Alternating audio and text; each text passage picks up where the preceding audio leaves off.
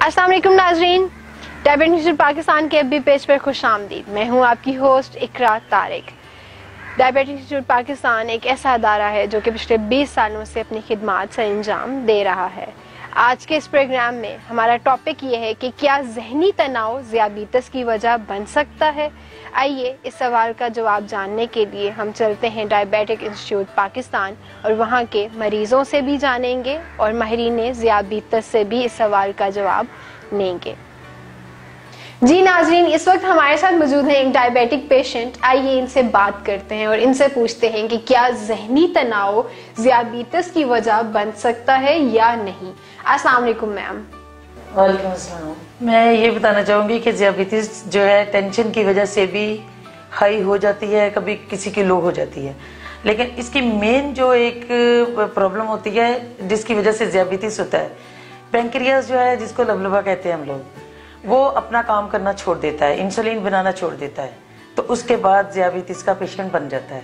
इसके बाद जब कोई भी टेंशन आती है, किसी की हाई हो जाती है तो किसी की लो हो जाती है। इसमें कई ऐसी जगह पे देखने में आया है कि किसी की डेथ हो गई हो, किसी का एक्सीडेंट हो गया हो, तो घर में जो ज़ियाबीतस का पेशेंट है वो या तो हाइपोग्लाइसीमिया में चला जाता है या हाइपर में चला जाता है। ये तो आपने राय जानी एक डायबिटिक पेशेंट से। आइए अब हम चलते हैं डॉक्टर फरासत अली डोगर के पास जो कि साइकियाट्रिस्ट हैं, उनसे इस सवाल का जवाब लेते हैं। जी मिस इकरा, बहुत अच्छा सवाल पूछा आपने। बिल्कुल वजह न सिर्फ बन सकता है बल्कि ज़ियाबीतस की, डायबिटीज़ की एक इंतहाई अहम वजह भी है। अब ये किस तरीके से बनता है उसको हम दो तरह समझ सकते हैं। एक, इंसानी दिमाग के अंदर कुछ ऐसे केमिकल्स होते हैं जिनको हम कहते हैं कि ये स्ट्रेस हार्मोन्स हैं। यानी अगर इंसान जिस्मानी तौर पर बीमार होगा, उसको कहीं चोट आएगी, उसको कहीं इन्फेक्शन होगी, कहीं दर्द होगा, वो खुदा ना खास्ता उसका हादसा हो जाता है, तो ऐसी सिचुएशन में, स्ट्रेस वाली सूरत हाल में उसकी बॉडी से कुछ केमिकल्स निकलते हैं जिनको कहते हैं स्ट्रेस हार्मोन्स। इनका काम क्या होता है?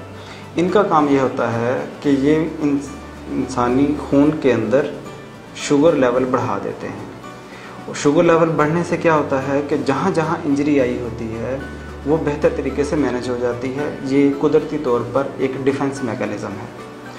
अब यही स्ट्रेस हार्मोन्स न सिर्फ ये कि जिस्मानी तौर पर अगर इंसानी जिस्म को कोई डैमेज पहुँचे फिर बढ़ते हैं, बल्कि अगर नफ्सियाती तौर पर भी कोई डैमेज हो, मसलन कोई अजीज़ फोत हो गया, बिज़नेस में लॉस हो गया, नौकरी से निकाल दिए गए, बेरोज़गार हैं, या किसी भी किस्म का कोई ज़हनी तनाव, उसके नतीजे में भी यही स्ट्रेस हार्मोन्स निकलते हैं।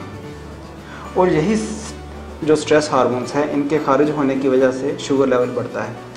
अब आम लोगों में तो ये एक तरह का डिफेंस मैकेनिज़्म है कि अगर स्ट्रेस आया तो बॉडी ने उसको अडॉप्ट किया और उसके स्ट्रेस हार्मोन्स रिलीज़ हुए, उसका स्ट्रेस मैनेज हो गया।